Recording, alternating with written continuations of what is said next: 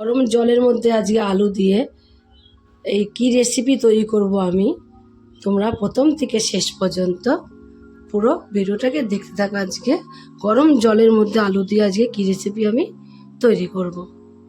তার জন্য দেখো আমি গ্যাসে একটা কড়াইতে কিছুটা জল দিয়ে দিয়েছি। জলের মধ্যে কুচো আলুগুলো সব দিয়ে দেবো, দিয়ে আগে আমি সিদ্ধ করে নেব। সিদ্ধ করে নিয়ে তারপরে আলুগুলোকে ছাড়িয়ে নেব। আলুগুলোকে কিন্তু ছাড়াইনি। দেখো আমি 1 চামচ লবণ নিয়ে নিয়েছি। লবণটা এভাবে একটু উপর দিয়ে ছড়িয়ে দেবো। ঢাকা দিয়ে কিছু সময় আলুগুলোকে ভালোভাবে সিদ্ধ করে নেব। এখন আমি আলুগুলোকে একটু সিদ্ধ করে নিয়েছি। বেশি কিন্তু সিদ্ধ করা যাবে না, বেশি সিদ্ধ করলে আবার আলুগুলো কিন্তু গলে যাবে। অল্প একটু সিদ্ধ করে কিন্তু নামিয়ে দিতে হবে। আর তোমরা কখন নামাবে দেখো, বুঝতেই পারবে। তোমরা এইভাবে একটা আলু নামিয়ে নেবে। এই আলুটাকে নামিয়ে একটু আগে ঠান্ডা করে দিতে হবে। ঠান্ডা করে নিয়ে হাতে ধরা মতন হলেই তখন এইভাবে নখ দিয়ে দেখবে, দেখো উঠে যাচ্ছে, দেখেছো তো? এরকম তোমাদের আমি দেখিয়ে দিলাম। দেখো এরকম করেই কিন্তু, আর এটা গরম আছে বলে আমি অল্প একটু করে তোমাদের দেখিয়ে দিলাম। এরকম করে যেই ছাড়ানো মতন হবে আলুগুলোকে, তখন কি করব, আলুগুলোকে নামিয়ে নেব। আলুগুলো দেখো আমি নামিয়ে নিয়েছি। নামিয়ে কি করেছি, আর একটা গামলার মধ্যে অল্প একটু জল নিয়ে নিয়েছি। অল্প একটু জল নিয়ে এই গামলার মধ্যে, কেন জলটা নিয়েছি বলো তো, আলুটা ছাড়াতে সুবিধা হবে, তার জন্য অল্প একটু জল আমি গামলার মধ্যে এক্সট্রা নিয়ে নিয়েছি। নিয়ে নেবো। তাও কত তাড়াতাড়ি আলুগুলোকে ছাড়ানো হয়ে যাচ্ছে। আর জলটা হলে খুব তাড়াতাড়ি ছাড়ানো হবে। আর যদি এই আলুর মধ্যে আমি জল, পুরো আলুগুলোর মধ্যে ঠান্ডা জল দিই, তাহলে কিন্তু আলুগুলো ঠিকই যাবে। তার জন্য একটা একটা করে আলু নিচ্ছি, আর এরভাবে আমি জলের মধ্যে দিয়ে আলুগুলোকে ছাড়িয়ে নিচ্ছি। তবে আমি সমস্ত আলুগুলোকে ছাড়িয়ে নেবো। আলুগুলোকে ছাড়িয়ে আমি এক সাইডে রেখে দিয়েছি। আলুগুলো ছাড়িয়ে এক সাইডে রেখে দিয়ে দেখো গ্যাসে একটা কড়াই বসিয়ে দিয়েছি। কড়াইটা কিন্তু এখন গরম হয়ে গেছে। গরম হয়ে গেলে আলুগুলোকে আলাদা করে আর ভেজে নেওয়ার কোনো দরকার নেই, যেহেতু একটু সিদ্ধ করে নিয়েছি। আর নতুন আলু আলাদা করে না ভাজলেও কিন্তু হয়ে যায়। যেহেতু আলুর দম একটু তেলটা বেশি লাগবে, তার জন্য কিন্তু তেলটা একটু বেশি করে আমি একবারে পুরো তেলটাকে যেটুকু লাগবে সেইটুকুনি আমি এর মধ্যে দিয়ে দিলাম। ভালো করে গরম করে নেবো। তেলটা গরম হয়ে গেলে আমি দিয়ে দেবো, দেখো এখানে দুটো শুকনো লঙ্কাকে চিড়ে নিয়েছি। লঙ্কা দুটোই দিয়ে দিয়েছি। আর দিয়ে দেবো কটা গোটা জিরে ফোড়নে। আর দিয়ে দেবো এখানে আমি তেজপাতা, দুটো তেজপাতা এর মধ্যে দিয়ে দেবো। তার মধ্যে একটা তেজপাতা একটু বড় বলে একটু চিড়ে নিয়েছিলাম। নাড়াচাড়া দিয়ে নেবো হালকা করে। নাড়াচাড়া দিয়ে নেওয়ার পরে দেখো লঙ্কাটাও দিতে দিতে হয়ে গেছে। এবার এর মধ্যে আমি দিয়ে দেবো কটা এলাচ, কটা লবঙ্গ, আর এখানে দারচিনি। তিনটেই গরম মশলা, আমি গোটা গরম মশলাটা এর মধ্যে দিয়ে একটুখানি ভেজে নেবো। ভেজে নেওয়া হয়ে গেলে এবার এর মধ্যে দিয়ে দেবো কিছুটা, আমি এখানে টমেটো কুচিয়ে রেখে দিয়েছিলাম, টমেটো কুচিটা দিয়ে দেবো। এভাবে একটুখানি ভেজে নেবো। এবার টমেটোগুলোকে কিন্তু আমি দেখো একটু ভেজে নিয়েছি।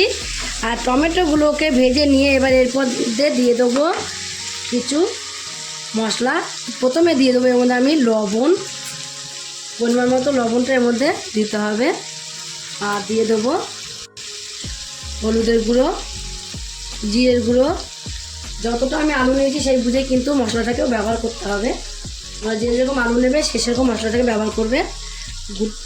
ধনের গুঁড়ো, জিরের গুঁড়ো দিয়ে দিচ্ছি 1 চামচ, ধনের গুঁড়ো দিয়ে দিচ্ছি 1 চামচ। এখানে আমি আদা বাটা দেবো 2 চামচ, এখানে আদা বাটা দিয়ে দেবো। আর কাঁচা লঙ্কা বাটা দেবো এখানে 1 চামচ। কাঁচা লঙ্কা তো বাটা দিয়েছি। আর লঙ্কার গুঁড়ো এর মধ্যে দিয়ে দেবো আমি দেখো 1 চামচ। তোমরা যে যেরকম ঝালটা খাবে ঠিক সেরকমই ঝালটা দিয়ে দেবে। সব শেষে দিয়ে দেবো স্বাদ বাড়ানোর জন্য অল্প একটুখানি আমি চিনি। চিনিটা কিন্তু অবশ্যই দিতে হবে। চিনিটা দিলে কিন্তু স্বাদের পরিমাণটা প্রচুর পরিমাণে বেড়ে যায়। মধ্যে দিয়ে দেবো অল্প একটু জল। অল্প একটু জল দিয়ে এবার মশলাটাকে কষিয়ে নেব। জলটা দিয়ে মশলাটাকে কষালে মশলা খুব সুন্দরভাবে কষা হয়ে যাবে। তার জন্য অল্প একটু জল দিয়ে কিন্তু মশলাটাকে কষিয়ে নিতে হবে। মশলাটা যে হালকা কষানো হয়ে যাবে, দেখো হালকা একটু কষিয়ে নিয়েছি। কষিয়ে নেওয়ার পরে এখানে আমি চাট মশলা দিয়ে দেবো, অল্প একটুখানি চাট মশলা দেবো। সমস্ত মশলা কিন্তু আমি সাইনরাইজেরই ব্যবহার করেছি। সাইনার গরম মশলা বলো, মিট মশলা বলো, গুঁড়ো, ধনের গুঁড়ো, জিরের গুঁড়ো, সমস্ত কিছুই। আমি কিন্তু অন্য কোনো মশলা ব্যবহার করি না। একটু দিলেই হয়ে যায় সাইনাজের গরম গুঁড়ো মশলা। এখন দেখো কালারটা দেখলে তোমরা বুঝতে পারছো কত সুন্দর কালারটা চলে এসেছে। আর দেখো আস্তে আস্তে কিন্তু তেল বেরোনো শুরু হয়ে গেছে। মশলাটা যখন কষানো হয়ে যাবে তখন কিন্তু আস্তে আস্তে তেলটাও বেরোনো শুরু হয়ে যাবে। তেলটা বেরিয়ে আসলেই ভাববে যে মশলাটা কিন্তু কষানো হয়ে গেছে। তেলটা কেরম বেরিয়ে এসেছে, তোমাদের আমি আগেই বলেছি আমি তেলটা একটু বেশি করে দিয়েছি। মশলা কষানো কমপ্লিট হয়ে গেলে দেখো টমেটোগুলোকে কিন্তু কোনো চিহ্ন নেই, এর সাথে কষিয়ে নিয়েছে। প্রথমে হালকা করে একটু ভেজে নিয়েছিলাম। এবার মশলা কষানো যে এরকম তেল বেরিয়ে আসবে চারিদিক দিয়ে, তখনই দিয়ে দেবো এই সিদ্ধ করে রাখা আলুগুলো। কুচো আলুর জন্যই কিন্তু আমি আলুগুলোকে মধ্যে দিয়ে কাটিনি, কুচো আলুর মধ্যে দিয়ে কাটতে হয় না। কুচো আলু প্রচুর পরিমাণে পাওয়া যায়, এই কুচো আলু কিন্তু 12 মাস পাওয়া যায় না। ঠিক যখন নতুন আলু ওঠে তখনই কিন্তু এই সময় কুচো আলু পাওয়া যায়। আর তোমরাও তাড়াতাড়ি করে কিন্তু এই কুচো আলু নিয়ে আলুর দম করে খেয়ে থাকো একদিন এইভাবে। আলুগুলোকে দিয়ে আমি এবার গ্যাসের ফ্লেমটা কিন্তু কমিয়ে দেবো। গ্যাসের ফ্লেমটা কমিয়ে দিয়ে এইভাবে আস্তে আস্তে আলুগুলোকে কষিয়ে নেবো, তাহলে ভেতরে খুব সুন্দরভাবে মশলাটা ঢুকে যাবে আলুর ভেতরে। দেখো একটুখানি হালকা করে আমি একটু কোনো রকম কষিয়ে নিয়েছি। এবার আমি এখানে মটরশুঁটি কেটে রেখে দিয়েছিলাম, মটরশুঁটিগুলো এর মধ্যে দিয়ে দেবো। মটরশুঁটিগুলো আগে দিলে না ফটফট করে ফোটে, তার জন্য আমি মটরশুঁটিগুলো কিন্তু আগে দিইনি। এখনই মটরশুঁটিগুলো দিলাম, দিয়ে এবার কিন্তু কষিয়ে নেবো। আলুগুলোর সাথে খুব সুন্দরভাবে কষে যাবে। এখন কষিয়ে নিয়েছি, কষিয়ে নেওয়ার পর এখানে আমি পোস্ত এভাবে দিয়ে দেবো। 1 চামচ পোস্ত দিয়ে দিয়েছি ছড়িয়ে। পোস্তটাকে দিয়েও কিন্তু একটু কিছু সময় কষিয়ে নিতে হবে। লেগে যায় তাহলে সামান্য একটু জল দিয়ে হলেও কষাতে হবে। একটু কষিয়ে নেওয়া কমপ্লিট হয়ে গেছে। তোমরা কিন্তু এর মধ্যে বাদামও দিতে পারো, আমি বাদামটা দেবো না, মটরশুঁটি দিয়েছি যেহেতু বাদামটা এর মধ্যে দেবো না। পোস্তটা দিয়েও আমি কিছু সময় কষিয়ে নিয়েছি। এবার ভালো মতন কষানো হয়ে গেছে। আমি আলুগুলো দিয়ে প্রায় 10-15 মিনিটের মতন আমার কষানো হয়েছে। গ্যাসটা কমিয়ে রেখেছি বলে এতটা সময় আমি কষিয়ে নিয়েছি। আর তোমার আলুর ভেতরে এখন কিন্তু মশলা ভালো মতন ঢুকে গেছে। এবার এর মধ্যে আমি জল দিয়ে দেবো। দেখো জলটা আমি একটু বেশি করে দিয়েছি, জলটা অনেকটা টেনে নেয় আলুতে, আলুতে জলটা টেনে নেয় বলে কিন্তু জলটা একটু বেশি করে দিয়েছি। তোমরা ঝোল নামালেও কিন্তু দেখবে সেটা শুকিয়ে গেছে, তার জন্য জলটা একটু বেশি করেই দিতে হবে। আলুগুলো তো সিদ্ধ করা যাচ্ছে, একটু ফুটলেই নামিয়ে দেবো।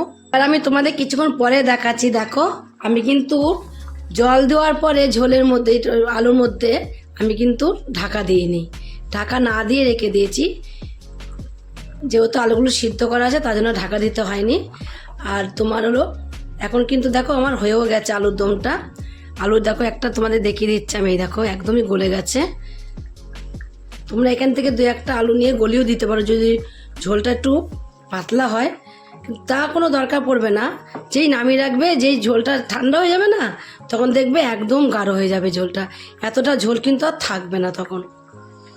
তো আমি দেখো সাইরাজের সাই মিট মশলা অল্প একটু ছড়িয়ে দিলেই কিন্তু স্বাদে গন্ধে ভরে যাবে।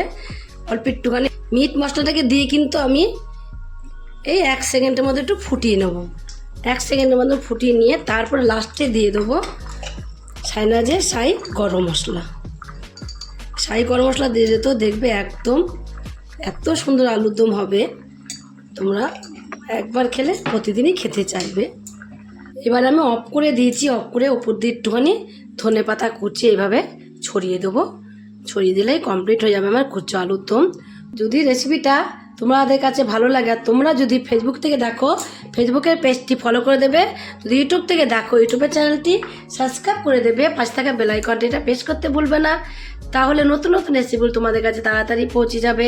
আর আমার চ্যানেলে কোনো তুমি বন্ধু হয়ে থাকো সাবস্ক্রাইব করনি, প্লিজ সাবস্ক্রাইবটা করে দেবে, সবার আগে তোমাদের কাছে নোটিফিকেশন ঢুকে যাবে। ছোট্ট করে লাইক করো, কমেন্ট করো, অনেক শেয়ার করো। নমস্কার বন্ধুরা, দেখা হবে আবার পরের রেসিপিতে।